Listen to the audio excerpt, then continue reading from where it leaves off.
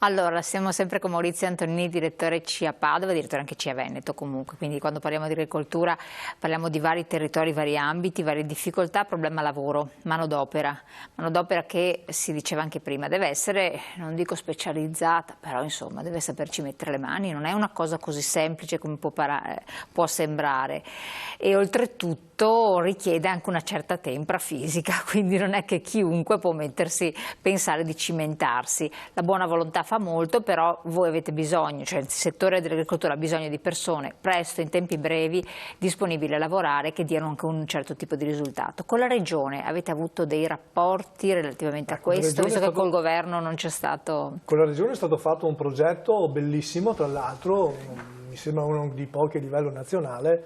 Abbiamo cercato di mettere insieme la domanda e l'offerta, e quindi la domanda delle nostre aziende agricole e l'offerta, mettendo insieme Veneto Lavoro.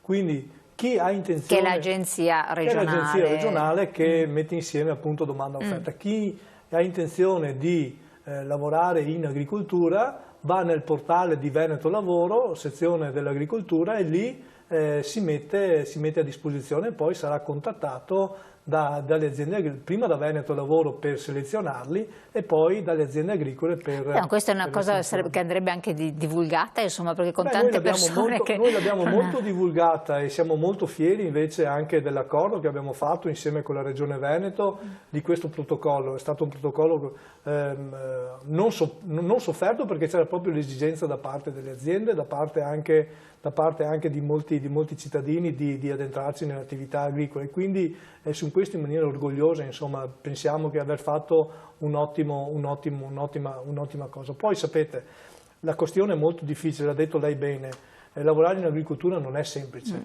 perché vuol dire molto spesso, adesso con la raccolta delle fragole, asparagi, anche gli asparagi sono difficili, perché la raccolta dell'asparago, che deve essere fatta in maniera specifica, utilizzando di mezzi specifici per andare sotto anche nel piano campagna e per levare l'asparago, non è una cosa semplice, ma è anche difficoltoso se andiamo nella raccolta delle fragole sotto le serre, temperature alte, schiena bassa, voglio dire, e lavorare in agricoltura è un lavoro anche difficile sotto l'aspetto anche fisico, e quindi chi si pensa di lavorare in agricoltura non è lavorare così a cielo aperto, si sta bene con la natura, eccetera. Sì, tutto quanto questo, ma anche è un lavoro difficile, ma anche richiede anche una certa professionalità. Certo, però comunque c'è una remunerazione, cioè, certamente, ci sono dei contratti. C'è un contratto per quanto riguarda la raccolta, e che è stato sottoscritto, quindi è un contratto nazionale di lavoro, e tra l'altro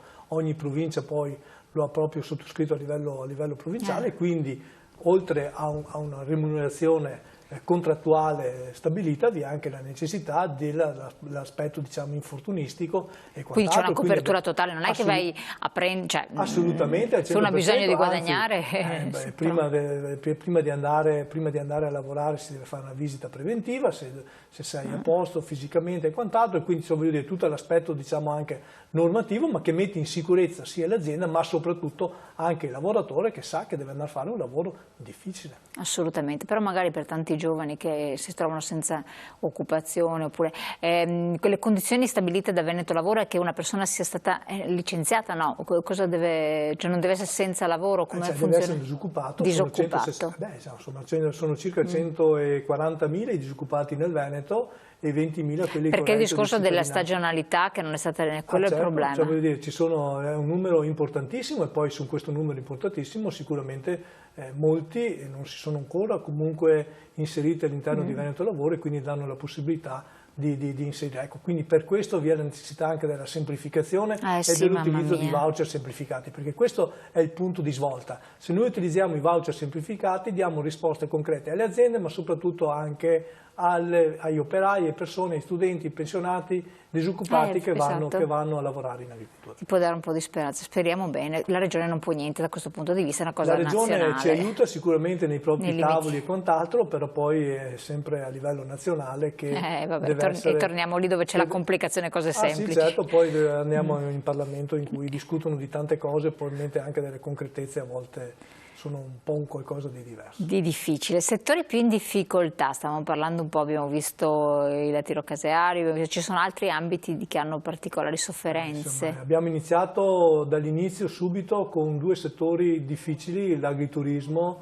e il florovivaismo. Oggi siamo anche sui settori del latte, quindi tutta la parte di latticini, della carne, quindi avicoli, conigli e suini, quindi abbiamo difficoltà di questo tipo. Quindi agriturismo, florovivaismo. Agriturismo, perché il florovivaismo sembrava avesse trovato una certa soluzione, no? Avesse dato un po' di respiro ai provvedimenti tra la regione che aveva trovato degli escamotage, eccetera, poi, quindi mi sembrava che si fosse... Sicuramente Elena, il florovivaismo oggi ha avuto delle risposte anche importanti con le ultime direttive e ordinanze che danno la possibilità ai nostri floricoli, sono 1600 a livello veneto, e dare la possibilità della loro vendita. C'è l'export che invece... Ricordiamo però che per questi, nel momento in cui si è chiuso il periodo primaverile, hanno già comunque perso il 50-60% della loro redditività annuale, e quindi è bene adesso che c'è la possibilità della vendita, però quel che è stato perso è perso. L'agriturismo invece soffre, sta continuando a soffrire. 1600 sono le aziende, circa 35 sono i milioni di euro oggi persi per quanto riguarda questo settore, che tra l'altro è legato alla ristorazione, e quindi fino al 1° di giugno probabilmente non c'è comunque spazio su questi, anche se oggi per quanto riguarda gli agriturismi c'è stata un'apertura con l'ultima ordinanza di Zaia che prevede la possibilità per quegli agriturismi che hanno la possibilità del convitto e quindi di dormire all'interno della propria azienda, della possibilità ai medici, quindi ai settori particolari, di adoperare gli agriturismi come elemento di attività. E quindi ecco, questa è una prima risposta che possiamo dare agli agriturismi, che comunque, ritorno a dire, oggi hanno una difficoltà. Ecco, sulla questione di agriturismi noi abbiamo posto al governo, la CIA ha proposto al governo un elemento determinante per cercare di dare una soluzione a questo. Il turismo che si aprirà, speriamo, da giugno. Sì, infatti stavo pensando a quello, visto che sarà locale, cioè locale per lo più. Probabilmente speriamo sia locale, ma se diamo un incentivo ai nostri italiani per andare in vacanza e li portiamo in vacanza nei nostri agriturismi utilizzando dei voucher da 200-300 euro, ecco, io penso che questo possa essere una possibilità, una importante possibilità che diamo alle aziende agrituristiche, ma la potremmo dare anche agli hotel, la potremmo dare anche a tutto quel settore che oggi è in difficoltà, e quindi utilizzando dei voucher semplificati non per quanto riguarda il lavoro, ma per quanto riguarda l'utilizzo di questi voucher in queste strutture ricettive che diano la possibilità da una parte di dare il contributo all'azienda, dall'altra parte quindi dare anche economicità a tutto il sistema. Io penso che questa potrebbe essere un'interessante attività che si potrebbe fare. Ecco, noi abbiamo parlato a lungo anche con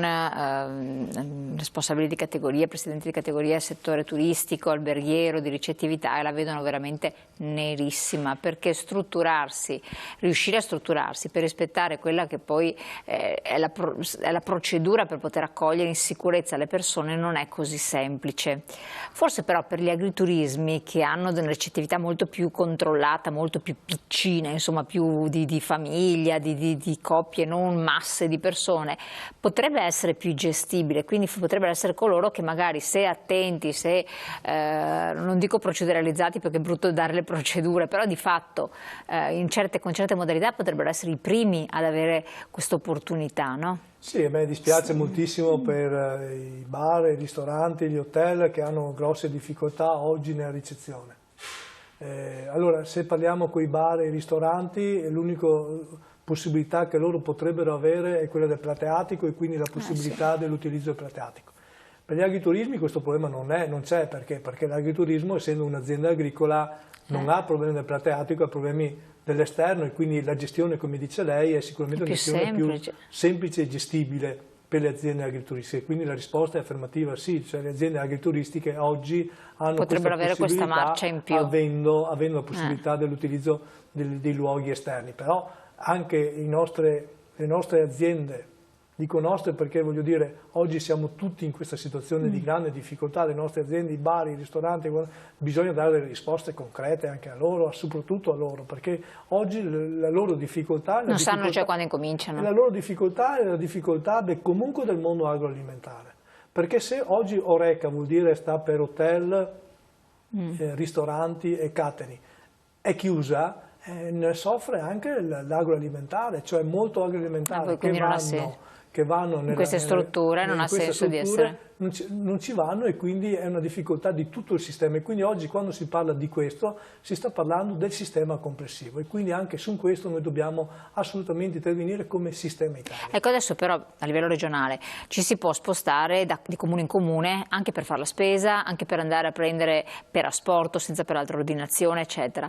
Le strutture agrituristiche che avrebbero anche prodotti genuini potrebbero già incominciare in questo senso, cioè io so che nell'agriturismo tale dei tali, che non è in capo al mondo, però in una zona abbastanza raggiungibile eccetera, posso andare a tirare il pasticcio di asparagi, faccio l'esempio, già pronto, che una casa, oddio, bisogna avere buona voglia per farselo, anziché un altro piatto, eccetera, può incominciare già a muoversi. Assolutamente e quindi sì, questo potrebbe essere... Assolutamente, già noi, le nostre aziende agrituristiche stanno già facendo questo, già a suo tempo, nel momento in cui c'è la possibilità dell'utilizzo appunto per l'asporto del prodotto e quindi le nostre aziende agrituristiche sono pronte già da quindi sono già aperte in questo senso. Sono già aperte su questo e quindi sono a disposizione dei propri clienti, dei propri fornitori per fare tutto quanto questo. Si trova sul sito?